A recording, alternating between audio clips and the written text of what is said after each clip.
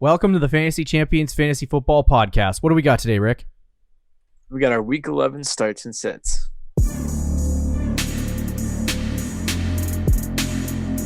Welcome to the Fantasy Champions Fantasy Football Podcast. Here's your host, Morgan Colby and Rick Lemon.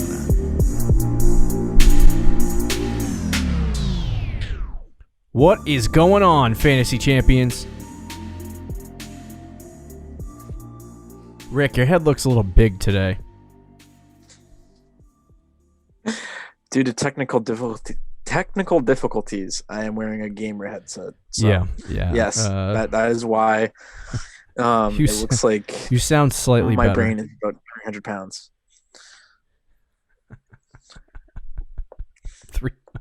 Are you sure that's not because of the fantasy knowledge? Well, I didn't. Yes, that is because of the fantasy knowledge, but okay. we'll just bypass that. Filled with nothing but fantasy statistics. Yeah, for sure. My name is Morgan Colby. I got Rick Lemon with me as always. What's going on today, Rick? What's up, man? Just chilling. Drinking some Bang Energy. Not sponsored. Not sponsored. We found out about Bang Energy a couple years ago. It was lit. Or man, it wasn't even a couple years ago. It feels like a couple years because of COVID. It was like maybe a year ago. Like probably last year. Yeah. So today we have our Week 11 starts and sits to prepare you for Week 11's matchups. Mm-hmm. So we'll bring that to you. We don't have anything else planned but a great starts and sit show. So before we jump into that, check out our website at thefantasychampions.com. Follow us on Twitter at theFFChamps, on Instagram at thefantasychampions. You can like us at facebook.com/thefantasychampions. If you're listening on Apple Podcasts, Spotify, or Stitcher, be sure to subscribe and then leave a review and share this podcast with your friends. The best way to help the brand is by subscribing, so be sure to do that. Also, if you're watching on YouTube, that's a great place to subscribe as well. But because subscribing is not enough, you have to go click the bell in order to get notifications for whenever we post a new podcast.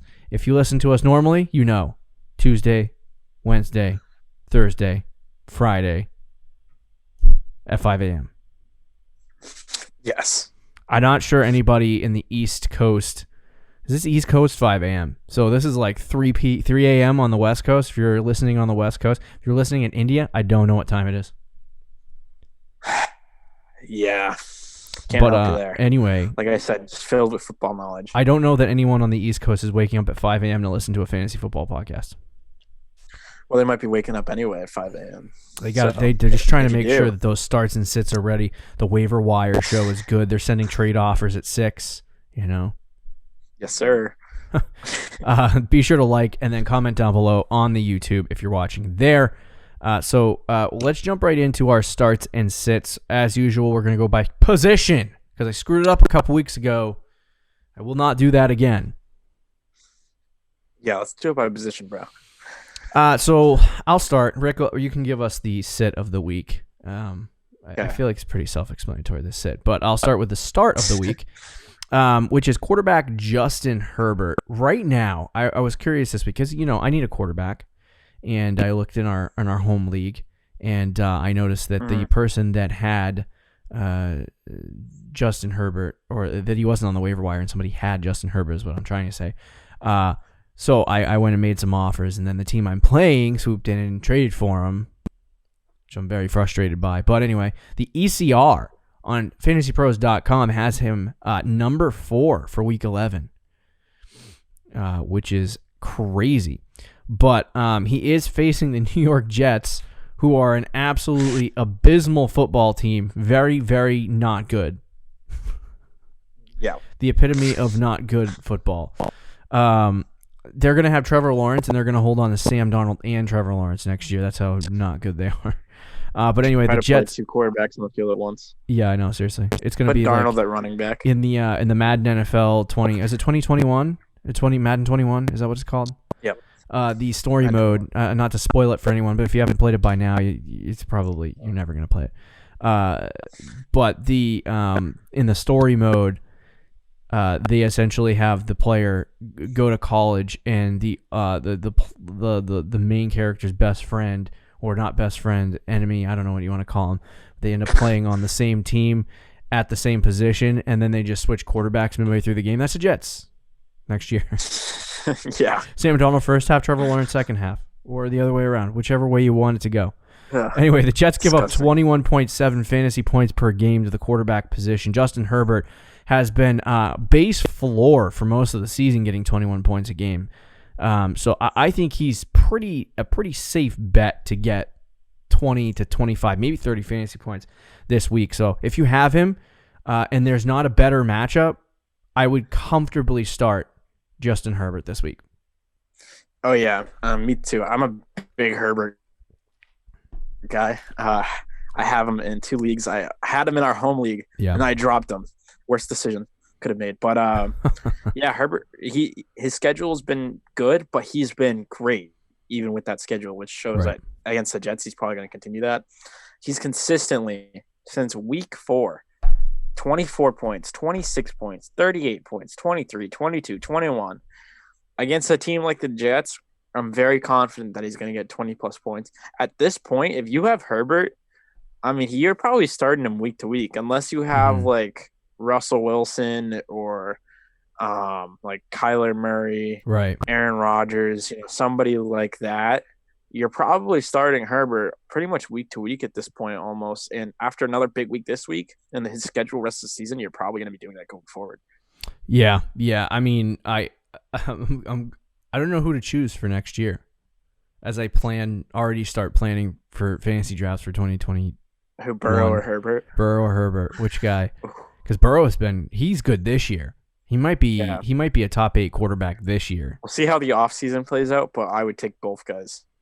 Oh yeah, for sure. I mean the Bengals are just I don't see them getting any better offensively. But Herbert might go too early in drafts next year. Honestly, the Bengals have T. Higgins and Tyler Boyd. So they're good at wide receiver. They're good at running back with Joe Mixon. They really just need an offensive line. Mm-hmm. They already got one guy 2 years ago. So if they can add some more depth to that offensive line, they actually could be a very, very good offense next year. But anyway, remains to be seen. Start Justin Herbert this week. Yes. Rick, tell us the next guy here. Philippe. I almost you spoiled it. I spoiled it for you. Well, it's okay. It's Phillip Rivers against the Green Bay Packers. Felipe Rivers. He's probably on the same list for me as Kirk Cousins. Mm-hmm. Anybody who knows this show knows my distaste for Kirk Cousins fantasy-wise. Mm-hmm. And even real NFL-wise, I think he's kind of not the best. But are you Phillip hating Rivers, on Kirk Cousins? he actually had a decent week last Don't week hate on against Kirk. a good Tennessee team. I think he had 16 fantasy points, so not great, but not awful. But he's been up and down all year. I know someone in our home league has him and started him a few times this year, which I don't know. I mean, I guess on good matchups it's okay. Like he had 25 against Cincinnati earlier in the year, and he had 22 against Detroit. So he's had a few good weeks, especially recently. So if you're thinking about starting him, don't. Green Bay has been great against defenses all year. Rivers has kind of been up and down fantasy-wise. It's probably going to be another down week after 16 this past week. The Colts are going to try to run the ball. To who, I don't know, but they're going to try to run the ball. And that's their offense. And against the Packers, it's just not going to be a good day for Phillip Rivers fantasy-wise. Yeah, I agree. All those points. I don't think Phillip Rivers really has been a good quarterback this year. He hasn't, as usual. But there are. I see. I said that totally like not trying to be a jerk, but it just it's true. I just think he's washed. Yeah, like if you watch him throw the football, it's just not. I mean, great. He actually did. Thursday was against the Titans. Was it Thursday? Yeah, when they played the Titans. Yep, that was probably the best game I've seen him play in a long time. He actually wasn't that bad in that game. But throughout the season in the games that I've watched the Colts and even watching the Chargers last year, like he just doesn't look like the same player he used to be. I just totally accidentally made fun of Phillip Rivers. Like that's how bad it is at this point. Yeah. So no, but I think against Green Bay. They're going to get, I think, Jair Alexander back this week, which doesn't bode well for Phillip Rivers in that offense. I would also go out on a limb where he's not on this list for wide receivers, but this week one of the waiver wire pickups was Michael Pittman. I know personally I have an option between Pittman, Deebo Samuel, and Antonio Brown. All horrible matchups. But I don't want to start Pittman this week at all against Jair Alexander because he's shut down pretty much everyone he's played all year. But Phillip Rivers just not when he doesn't have a lot of options to begin with to pass the football to. If anything, this is a good game for Nyheim Hines to catch 40 passes. I guess. I know. But I just don't think they're going to get a lot of opportunities to score in this game, and I don't think that Phillip Rivers is going to get an opportunity to put up a lot of points. Just to give you the No, I think it's going to be a low-scoring game. The numbers for quarterbacks fantasy point-wise against the Green Bay Packers, 16 points per game against the Green Bay Packers. So very, very, very hard for him to be able to put up some big numbers this week. I would definitely sit Phil. Don't you have Phillip Rivers? You mentioned Deebo on your team? Isn't he on a bye? Yeah. Or guys, yeah. So you're gonna have to start. See, that's what I'm saying. I keep convincing myself that Deebo's back because they keep saying Deebo's coming back after week 11, and I'm like, okay, who's he playing this week? No one. Okay. All right. So our running back start of the week, Damien Harris. Yeah. You've been waiting so long for me to just throw this guy on the list. Yeah. Harris, man. He, you know what? Sony Michel can go take a leap. Honestly. Because Damien Harris is good at football. Far better at football than Sony. Sony's just boring at this point. The way he runs the football, how they utilize him, he's just boring. Like Damien Harris, he may not ever get like a 60-yard run for a touchdown, but he does have good top-end speed. He just doesn't get there very quickly. But he's much more fun to watch than Sony Michel. Is. As Patriots fans, we talk. But Damien Harris has been very good the last couple weeks. Fantasy-wise, I mean, they do really like to put Rex Burkhead in the red zone. And that does cap. And in the passing game as well. And in the passing game. And it does cap Damien Harris just a little bit. But I think he is a safe start just because he's going to get the inside, I guess outside the 20s work.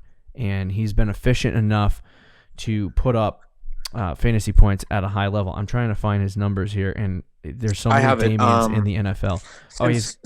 So against San Francisco, that game was a blowout. He didn't really get a chance to run the ball a lot. He only had 10 carries in that game, but he still had 7.5 fantasy points. And then against Buffalo, he had 16. The Jets, he had 7. That was another game where they threw the ball a lot. And then against Baltimore, one of the best defenses in the league and run defenses, he had 22 carries for 121 yards for 12 fantasy points. So against a team like Houston that ranks 29th against running backs, it's a game where the Patriots actually will probably be a positive game script where they're going to run the ball. I think he has a floor of about 10 points this week, or around like 9-10 points because he's going to run for like 90 to 100 yards. And then that if he gets a touchdown or even 2, like you could be seeing a monster week from Damien Harris this week. This is probably one of my favorite weeks to start Damien Harris. And I own him in a lot of dynasty leagues, and I'm starting him over a lot of guys this week. Yeah. I mean, I might start him over Cooper Kupp. I think too.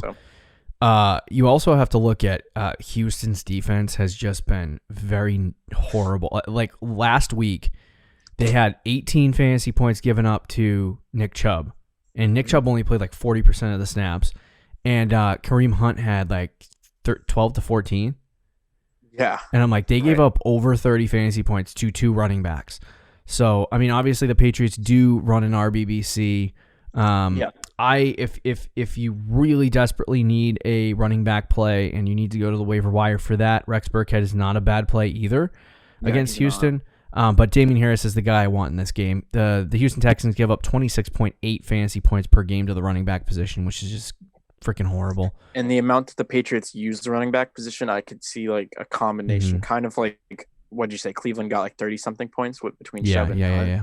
I could see something like that again this week with the Patriots. Yeah, there's not many weeks that I'm running out to start Patriots running backs. But this is the week to do it. This is the week to do it against Houston. So I really like that. But what is our sit of the week, Rick? Oh, we have the LA Rams running backs against Tampa. So all of them. This is interesting. If you look at how the Rams split this past week, it's very disgusting for fantasy owners.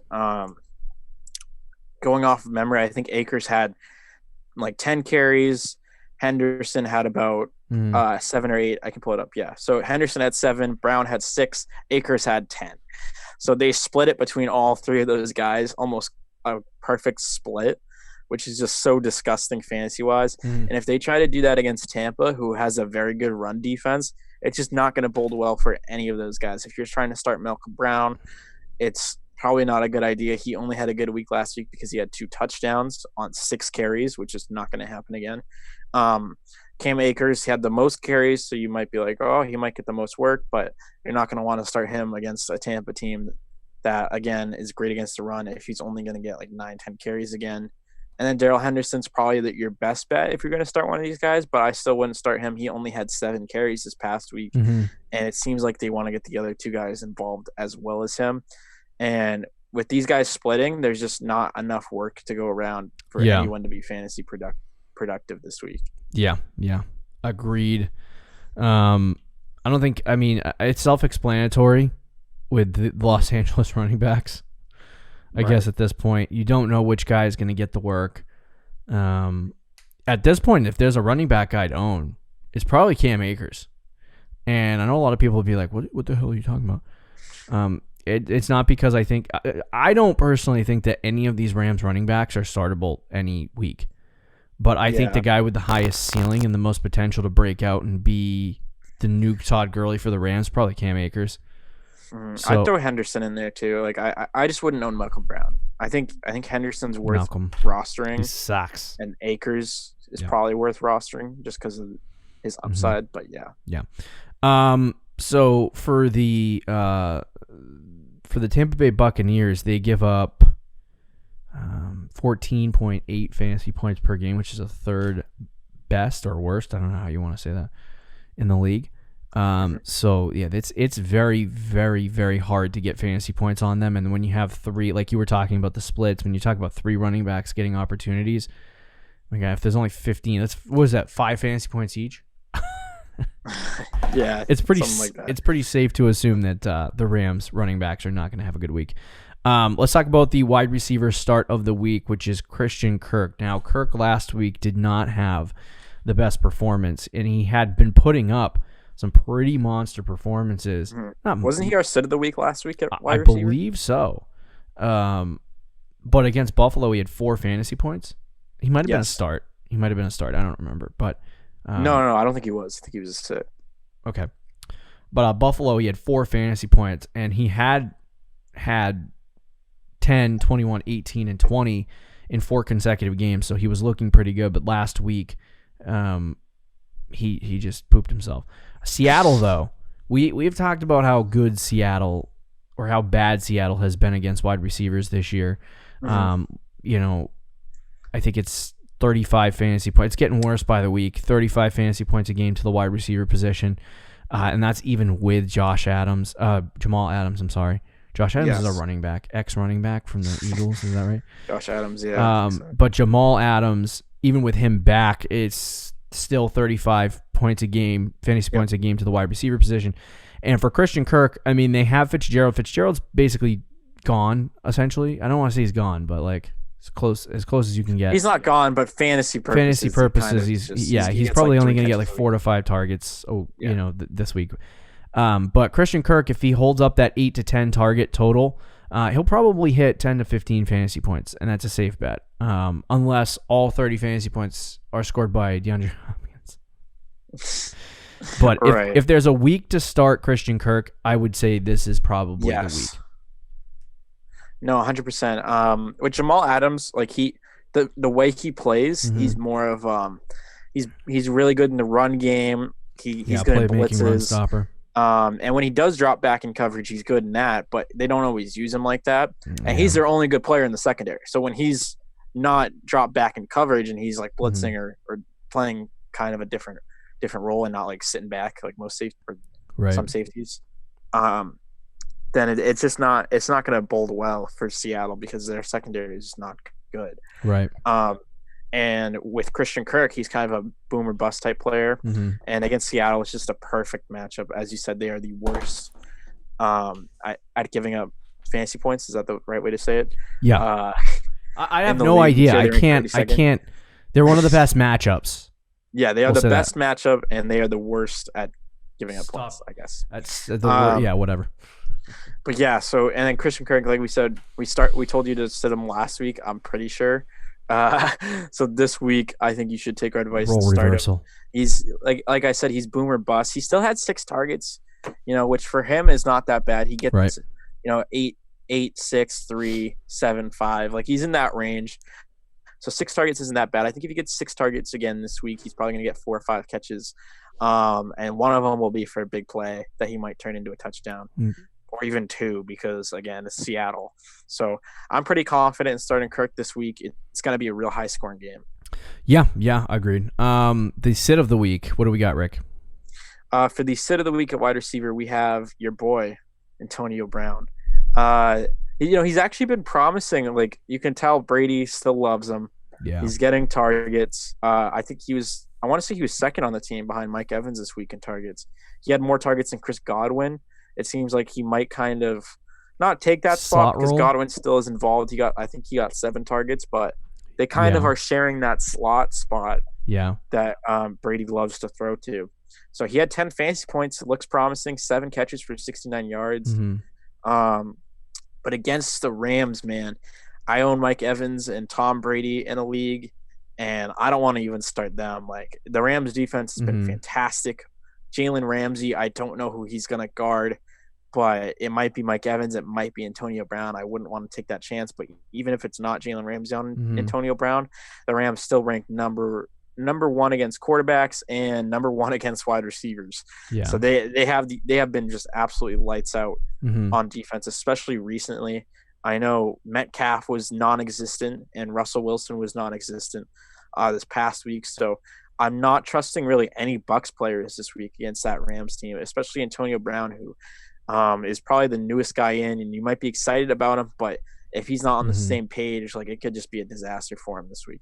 Brady. I agree. I think the other problem too with Los Angeles, they have become one of the better secondaries in the league. They give up the least amount of fantasy points to the wide receiver position.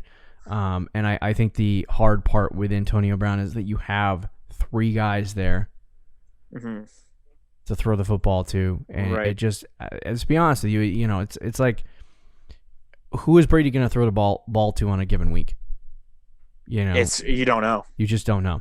And it could even be Scotty Miller.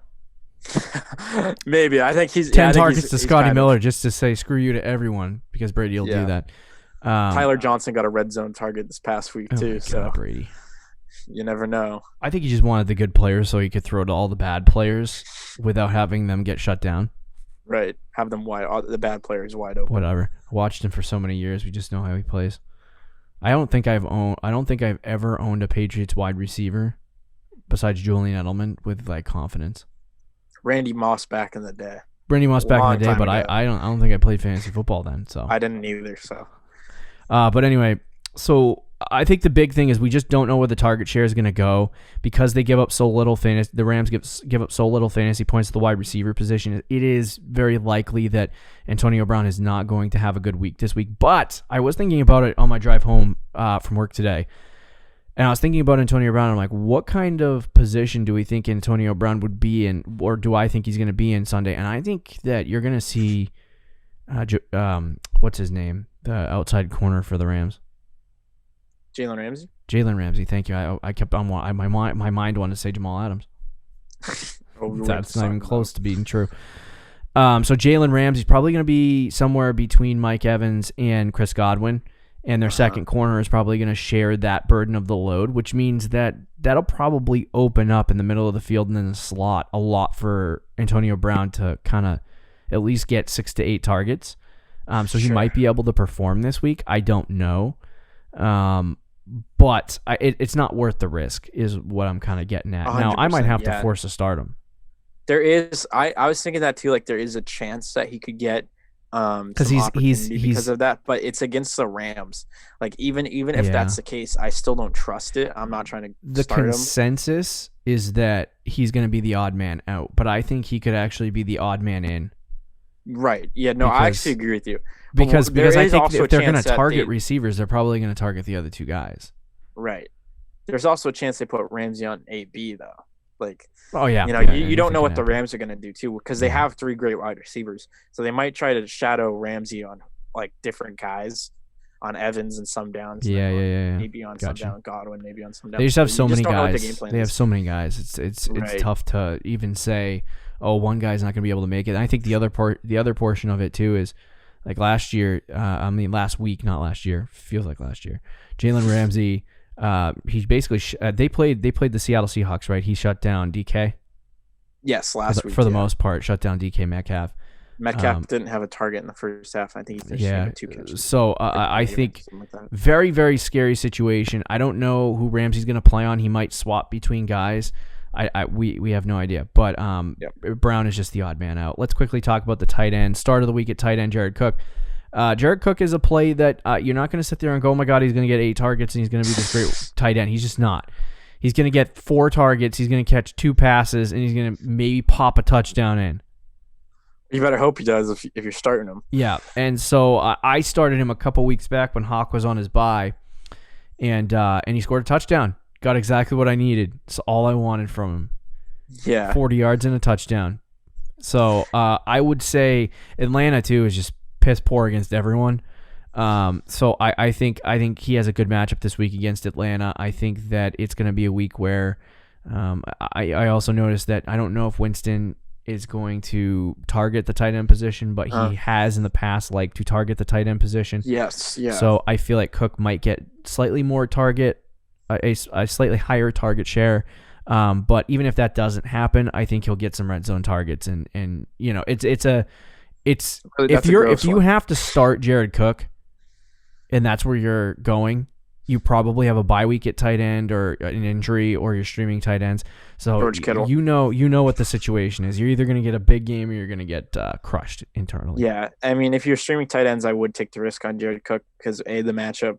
I know he's been awful last 2 weeks. I think he had 2 targets, 0 catches last week, and then the week before that he had 2 targets and I think 1 catch. So he has struggled the last few weeks. Yeah, but against Atlanta, it's a very good matchup.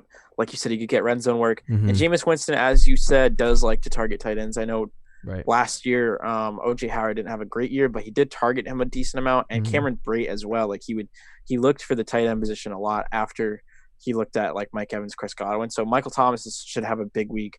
But I think Jared Cook will also get maybe a few more targets than he usually does. Like I think he could get like around 5 targets this week, and if he does that, gets 3-4 catches and a touchdown, like he should get you 10 fantasy points.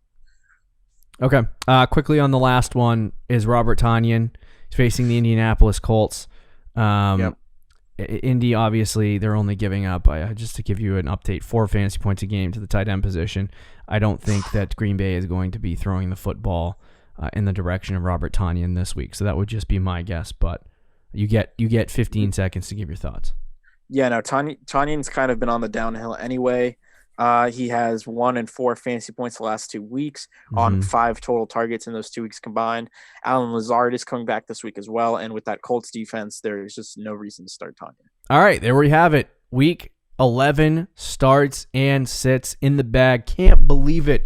I cannot believe that we are almost through week 11. Bye week, our trade deadline's coming up, so I got to make some big moves. Thank you for listening to the Fantasy Champions Fantasy Football Podcast. Be sure to check out our website, thefantasychampions.com. Follow us on Twitter and Instagram. We'll talk to you Friday, Fantasy Champs. Later. Thank you for listening to the Fantasy Champions Podcast. Make sure you subscribe on iTunes and YouTube. and follow us on Twitter @TheFFChamps.